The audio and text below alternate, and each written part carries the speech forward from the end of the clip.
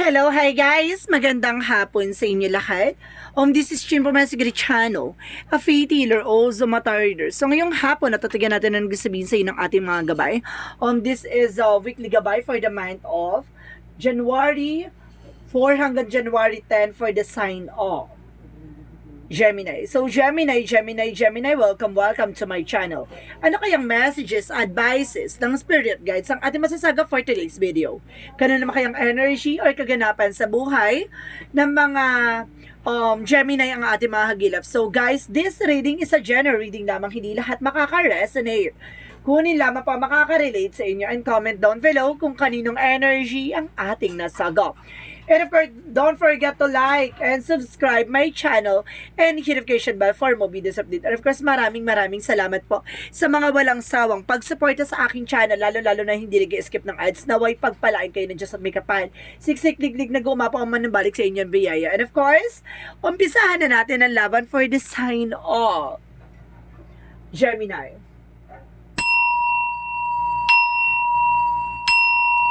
So, Gemini, welcome to my channel. So, let's see guys kung ano nga kaganapan sa buhay ng mga Gemini ang ating mga hagilap for today's video.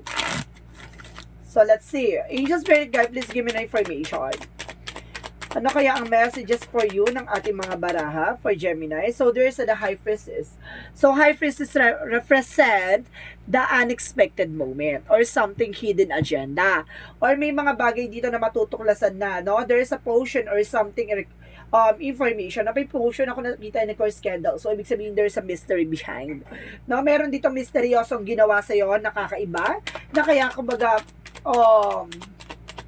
naging sunod-sunuran ka, or kailangan mo sigurong ng something potion or something orasyon, no? Nang sa ganun, kumbaga kaakibat dito yung tuloy-tuloy na pasok na magandang kapalaran. Kailangan mo ng money magnet. And of course, there's a Knight of Swords. Knight of Swords, there's a success driven. So, magsasuccess ka at the end of the time. Unti-unti ka na magsasuccess dito. And of course, there's a the Ten of Pentacles. So, oh my God, there's a long-term success and long-term investment. May pangmatagalang tagumpay dito, no? Or some of you, there's a long-term investment talaga and long-term relationship. So, let's see what is additional messages. And the Wheel of Fortune is here. The good luck and swerte. Papasok na.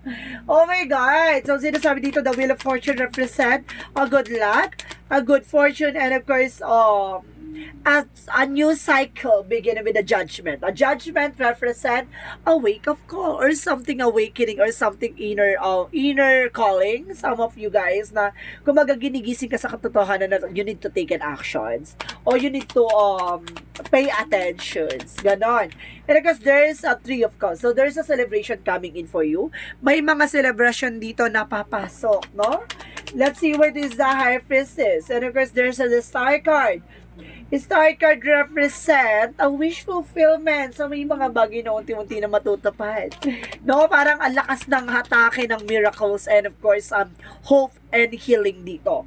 And of course, there's the Six of Swords. So, there's a transition, no?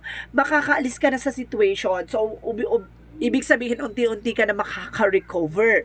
No? So, let's see what is the Ten of Pentacles. And of course, sinasabi dito with the Four of Wands. So, there's a celebration coming in for you. At there's a twin flame energy, like awakening stages na sinasabi sa'yo dito na, kumbaga, hindi mo ba nararamdaman na unti-unti ka na nakaka-recover o unti-unti na pumapasok yung magandang kapalaran sa'yo? So, sinasabi dito na magkakaroon ng pangmatagalan, relasyon, love life, career, ganon. So, let's see what is the Wheel of Fortune. A Wheel of Fortune represent the Four of Swords. Ay, the Six of Pentacles, sorry. There is a Six of Pentacles. Magtutuloy-tuloy na raw ang finances for you. So, there's a give and take. So, some of you guys, there's a giving and receiving something by the universe. No? Marami kang matatanggap na swerte ngayon. So, there's a possibility. So, kailangan mo nang tumaya sa loto. Or kailangan mo nang tumaya sa mga bagay-bagay or kumbaga raffle, gano'n. Kumbaga, this is the moment na kung maaaring papasok na maganda kapalaran sa'yo. Or else, kailangan mo magbuo ng bagong negosyo. Baka, diba? Mag-boom siya kagad. So, this is the moment na parang pagpasok ng January pa lang, pasabog ka na. So, let's see what is the judgment. Judgment represent the Ace of Cups. So there's a new offer, a new love life coming in. So see, 'di ba? May bagong career ka na, may bagong love life ka pa, or may pag-ibig pa. So let's see what is the Three of Pentacles. So there is a Seven of Wands. So Seven of Swords. So, Seven of Swords, Deaconess, no? Kumbaga, there's a cheating lying on you with the Three of Cups. So, ibig sabihin na there's a third party involved. It's either relatives related sa'yo, or some of you guys, no, family related na, kumbaga, sinungaling or something na, kumbaga, may nambubudol sa'yo na family related, ganon, no? Parang, niloloko ka na, tinutulungan mo, niloloko ka na, ganon. So, let's see what is the High Priestess and the Star card. So, recognize na the Two of Pentacles, being a balance. So, kailangan mo maging balance, eh. No? At sinasabi sa'yo dito na, kumbaga, yung mga hinihiling mo, maaari nang matupad. Diba? Maging balance ka lang. Don't be-wish na yung mga negativities or yung masamang mangyayari sa ibang tao, babalik sa'yo yon. So, ibig sabihin dito, isipin mo lang at ihilingin mo lang yung mga kakabuti sa'yo, even your family, na alam mong hindi magbabounce back sa'yo. Kasi there's a karma talaga. So, let's see what is the Knight of Swords and of course the Six of Swords. Let's see what is additional messages. And of course, there's a Page of Wands. So, there's a good news coming in for you. May magandang balita dito na papasok, no? New ideas, new plans. And of course, sinasabi sa'yo dito na makakalis ka na sa situation with the Six of Swords, no? So, let's see what is the Ten of Pentacles and the Six of Wands, the Four of Wands. So, there's a devil. Mag-ingat ka lang dito, ha, parang may humaharang ng swerte sa'yo. No, there's a devil energy na, kumbaga, may gumagawa ng kamalasan mo. May gumagawa ng, kumbaga, imbis na swerte, pumasok kamalasan. No, bakit ganito, kumbaga, ang ganda ng pasok ng January, puro kamalasan. Parang, kumbaga, kasi may taong gumawa sa'yo, kaya maging aware ka, ha. Bago pumasok ang Friday, kailangan mo mag-cleansing. And kailangan mong basagin ang anumang uri ng black magic involved na nakapasok. Kasi malaking factor to ngayong Friday, laking energy na makakapag-set ka ng boundaries, no? Kapag na-clear mo yung boundaries mo, even your kumbaga power, kumbaga kapag nakapag-ano ka ng chakra for energy, no? Kapag binasag mo yung negativities and of course the toxicities around you, kumbaga doon na makakapasok yung mga magagandang energy or good fortune for you, no? Kumbaga sinasabi sa'yo dito, kumbaga ngayong linggo na to, ngayong papasok na Friday, kailangan mo mag-set ng boundaries and of course protection sa sarili mo. Nang sa ganon, kumbaga pagpasok ng buong taon, maganda na sa'yo, no? Kasi there's the will. So, may swerte. Kaya maging aware kayo, guys. Aware to sa inyo. To all of you Capricorn out there, Gemini guys, no?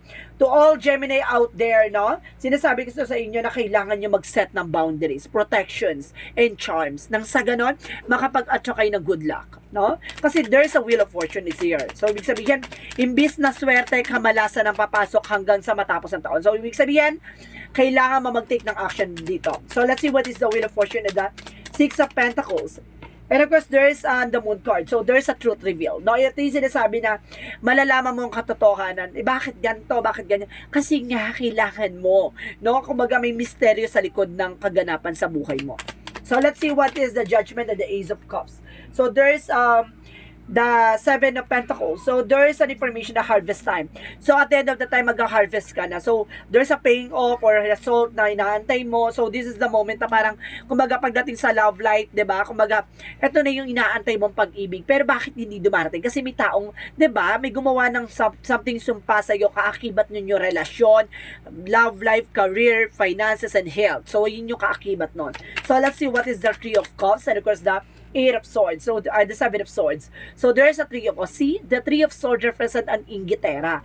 Now, ang gumagawa tayo sa ito is a family related. So, ibig sabihin dito, it's a third party or either a friend or relatives or kapitbahay mo. So, ibig sabihin dito, sa likod nito, nagsisinungaling sa'yo or inggitera. Talaga naiinggit sa'yo. So, let's see what is the outcome. So, let's see what is the outcome. Ang pinaka-outcome for you is the King of Swords. Putulin mo, wasakin mo, sirain mo, at alam mo na ang katotohanan. So, kailangan mo nang i-stop yung i-stop the pattern na to. And of course, there's the Hierophant. So, there's a lesson learned. May mga bagay na kailangan mo natutunan. So, let's see what is the messages for career. For career is the 3 of Wands. So, waiting for a result or waiting for a ship. So, ibig sabihin dito, nag-aantay ka na lang ng resulta. And because there is a 6 of Wands na, kumbaga, there's a victory and success. So, ibig sabihin, pag napagtagumpayan mo to, magtutuloy-tuloy ang tagumpay mo at nag-aantay ka na lang ng resulta. So, let's see. About naman sa love life.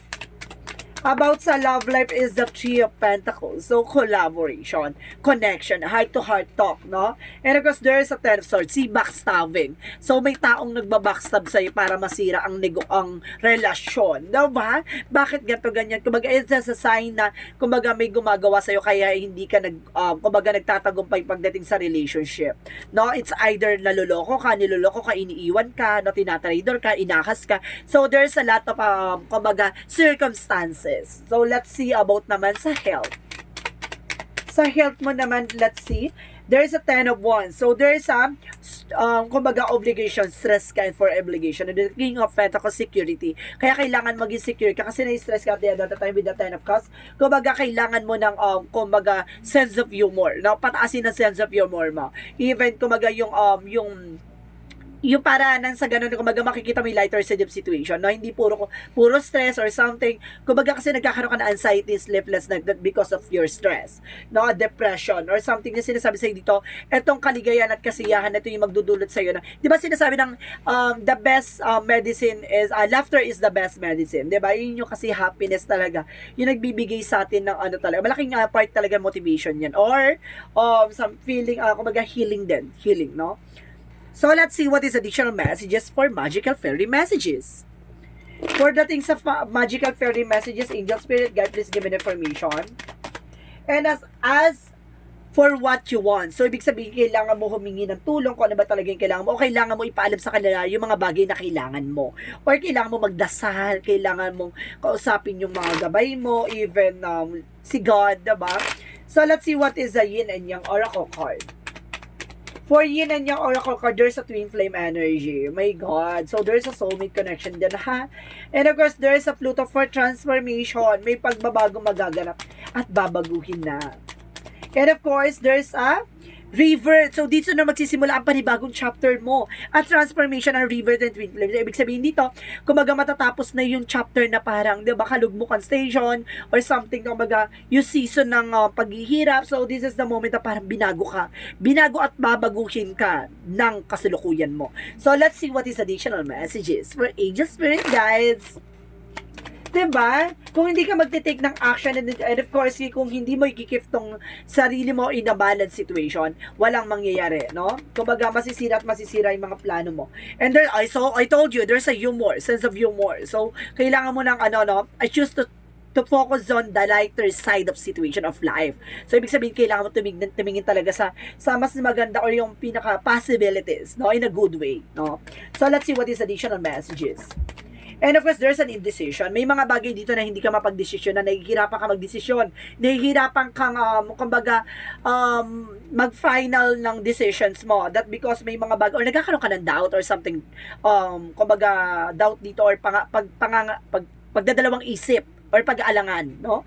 And there's a death card represent an ending in your beginning. So, may mga bagay na kailangan mo na tapusin at kailangan simulan. So, let's see what is the chakra messages. For the chakra, Angel Spirit, please give an information. So, there's a balance. Double clarification, there's a balance talaga, guys. So, there's a balance, no? Parang sinasabi na maging balanse ka. So, parang nawawala ka sa balance. And of course, there's an instinct. So, tama yung hinala mo, tama yung intuitions mo, tama yung gut feeling mo. So, let's see what is additional messages. Parang insecure is awakening din yan. And of course, there's a support. So, sinusupportan ka ng ating angel spirit. And there's a yoga. So, kailangan mo ng exercises. And of course, kailangan mo ng massage. And there's a sensitivity. At kailangan sensitive ka sa mga nangyayari sa paligid mo. Kasi wala kang kaalam-alam, diba? Nasisira na pala yung mga eksena mo dyan. So, ibig sabihin, maging aware ka at maging sensitive ka sa mga thoughts and information na nakukuha mo. And of course, or nasa paligid mo. And of course, there's a writing. So, ibig sabihin dito, kung ikaw ay magsusulat ng kapalaran mo, ikaw ay magsusulat o magdidikta ng sarili mong pahina. So, let's see what is the Archangel Michael messages. For Archangel Michael, messages for you, there's an innocence. May mga bagay na parang inosente ka pa. Parang wala kang parang wala kang idea, no? Parang hindi ka aware or something, no? Wala kang lack of knowledge ka sa situation na to. And of course, there's a sense of humor. So, I told you, 'di ba? Kumbaga kailangan talaga ng sense of humor na kumbaga sa lahat ng kaganapan sa buhay mo o kaguluhan sa buhay mo, kumbaga nakikita mong ngumiti o tinitignan mo pa rin yung magiging possibility sa situation. Siguro, kumbaga tinitimbang mo na o titimbangin mo na yung situation na, kaya pala ganito, ganyan. Kumbaga hindi mo na hinahatak yung negativities kasi kumbaga hinahatak mo siya, mas lalo kang, 'di ba? Mas lalo kang natatalo. Ibig sabihin dito, kumbaga nagkakaroon ka na ng kumbaga natitimbang mo na yung emotions mo and practicality, even yung thoughts mo, no? Kaya parang nasa ganun, kumbaga nagiging balance na at nakikita mo yung magiging result, ganon. At the same time, there's an energy healing work. So, kailangan mo talaga magpagamot, no? Energy healing work. So, kailangan mo talaga ng albularyo na tutulong sa'yo para basagin tong negativities, no? So, let's see what is the Romance Angels. So, let's see what is the Romance Angels, Angel Spirit Guide. Please give me information. For Romance Angels, so there's a retreat. So, kailangan mo mag-retreat. No? It's time to disconnect from the world. So, kailangan mo kumula sa mundo. Ganon. And this could be the one. Maaring siya na nga. No? Maaring siya na yung taong minahal mo. Siya na talaga yung taong makakasama mo. This could be the one. So, let's see what is the Monsology. Be bold and make the first move. So, kailangan mong umpisahan na maging transparent ka sa situation. Nang sa ganun, kumbaga malaman mo yung magiging result or something, malalaman mo yung mismong step mo, no, kung paano mo masusolusyonan yung problema mo. And of course, there's a work through your fears. Alisin mo yung takot at pangamba mo dito, no? Alisin mo yung doubt, regrets, or something na nagbibigay sa iyo ng fear. So, let's see what is additional messages. So, kailangan mo ng confidence dyan. And of course, there's a communication with inner truth, no? Malalaman mo ang katotohanan dito at dapat mong alamin ang katotohanan, no? There's a communication. So, let's see. There's a snake. So, may ahas talaga. May traitor, no? Talagang itong tao na to ay hinihila ka pababa. So, kailangan mong i-release yan. Or taong yan ay gumagawa sa'yo ng black magic para pabagsakin ka. And of course, there's a dress or choices. So, kailangan mo ng, this is your choice, no? Nasa sa'yo na yung kung paninindigan mo or kailangan mong solusyonan. So, let's see what is additional messages for Angel Spirit Guides. And of course, guys, there's a trust the timing. So, ibig sabihin dito, may mga bagay talaga na ilalahad sa'yo o ibibigay sa'yo kung talagang para sa'yo, no? Kumbaga, magtiwala ka lang kay Gods at magtiwala ka sa itong Angel Spirit kung para sa'yo, yun talaga yung bagay na yon. And of course, there's the create severing. So, there's a softening to love, there's an anger conflict. Yung nagsisilbing, kumbaga, complication yan. Yung kumbaga, inuuna mo yung galit mo, no? Inuuna mo yung inis mo or something. Kumbaga, kailangan mong habaan ng pasensya mo, ganon. Kasi may mga decision tayo na nagiging biglaan or nagiging pala decision ka sa mga situation kapag galit ka, no? Kaya hindi mo na mababawi yung kapag nabitawan mo na. So, let's see what is additional messages for Angel Spirit Guides. What is the energy? So, there's a yin and yang oracle card. So, this is a yin and yang. So, there's an information na there's a balance. Negative and positive energy. So, diba? Kailangan mo maging balance. And of course, there's an anxieties. Kasi nagkakaroon ka ng anxieties. Kumbaga, yung iniisip mo or something, yung thoughts mo na yan, kumbaga, nag-overthink ka, kaya nag-cause ng depressions or stress, no? So, let's see what is additional messages. And there's an envy. Alisin mo yung ego or something drama. No, guys? Kumbaga, sa buhay na to, wala na, no more drama. Kumbaga, mas marami na yung action kaysa sa drama.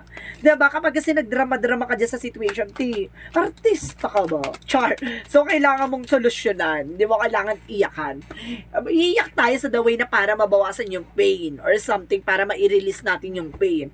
Pero hindi mo kailangan mangibabaw yung pain na yon para, di ba, hilain ka pababa. So, you need to take an action. Then, increase the energy. Palakasin mo yung enerhiya mo. I-motivate mo yung sarili mo. Nang sa ganun, yung consistency ay maging balance. Diba? Ganun yun, kuya. Ganun yun. So, let's see what is the Jesus loving quotes. Jesus' loving quote said, "Let your light so shine before men, they may see you a good works and glorify your Father which is in heaven." So, ibig sabihin dito, hayaan mong makilala ka sa mga ginawa mo, sa lahat mga bagay-bagay na, kumbaga, pinagtrabahuhan mo, yung mga creations mo or creativity mo, hayaan mong makilala ka sa signatures mo. Huwag mong ipakilala yung sarili mo para lang, di ba, may masabi. Hayaan mong ipakilala ka ng sarili mong mga gawa, even your being a kind person, no? Kumbaga mabuti kang tao, no? Kahit na kumbaga kumbaga kahit hindi ka tumakbo ng ano, kumbaga kilala ka at kumbaga tutulungan kanya kasi ikaw yung tumulong sa mga sitwasyon na gato ganyan, di ba? Kumbaga sinasabi sa dito, wag kang maging mahangin or maging mayabang, bagkus hayaan mong kumbaga yung mga tao sa paligid mo yung magpakilala sa iyo. Ganon. No, pati sa business and of course pati sa relationship, ganon yon, ha? So let's see what is the angel's number. So there's an angel's number represent.